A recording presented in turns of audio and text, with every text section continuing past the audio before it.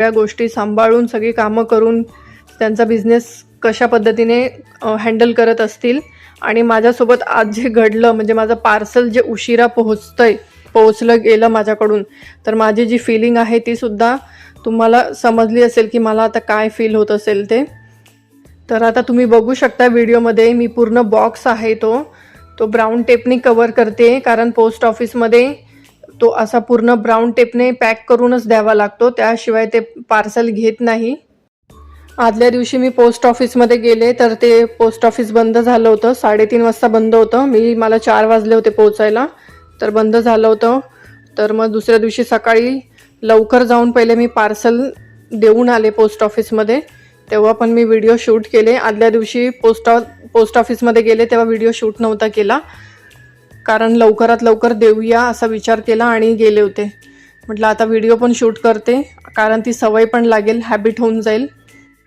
नाशिकमध्ये फक्त मे महिन्यामध्येच एवढा घाम येतो, एवढं गरम होतं, नाहीतर बाकी इतर 11 महिन्यात एवढं गरम होत नाही. मुंबईसारखं पण नाही, मुंबईमध्ये तर खूप जास्त गरम असतं. नाशिकमध्ये एवढं नाही आहे, मुंबईसारखं नाही आहे. पण ऊन खूप वाढलं आहे, उन्हाच्या झळा खूप लागतात.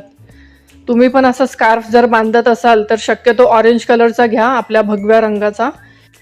चकली भाजणीचा व्हिडिओ मी 2 दिवसामध्ये अपलोड करेन. त्याचं सगळं मी मटेरियल आणून ठेवलं आहे. आणि तुम्हाला माझा हा व्हिडिओ कसा वाटला कमेंटमध्ये मला नक्की सांगा. आवडला असेल तर लाईक करा आणि माझ्या चॅनलला सबस्क्राईब करायला विसरू नका. आता मी चालली आहे पोस्ट ऑफिसमध्ये पार्सल द्यायला.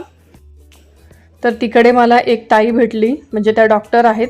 तर त्या पण पार्सल द्यायला आल्या होत्या. त्यांचं पण इंस्टाग्रामवर पेज आहे. त्यांनी नाव सांगितलं पण मी विसरून गेली. नेक्स्ट टाईम जेव्हा परत भेटतील तेव्हा त्यांचा इंस्टाग्रामवरून लगेच ID घेऊन पेजवर फॉलो करून घेईल.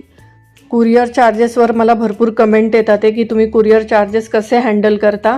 हे मी तुम्हाला पुढच्या व्हिडिओमध्ये सांगेल, मी कुरिअर चार्जेस कसे हँडल करते आणि त्या ताईंनी मला काय सांगितलं कुरिअरबद्दल हे मी पुढच्या व्हिडिओमध्ये नक्की सांगेल. माझ्या चॅनलला सबस्क्राईब करायला विसरू नका. व्हिडिओ पूर्ण बघितल्याबद्दल धन्यवाद. व्हिडिओ आवडला असेल तर लाईक नक्की करा.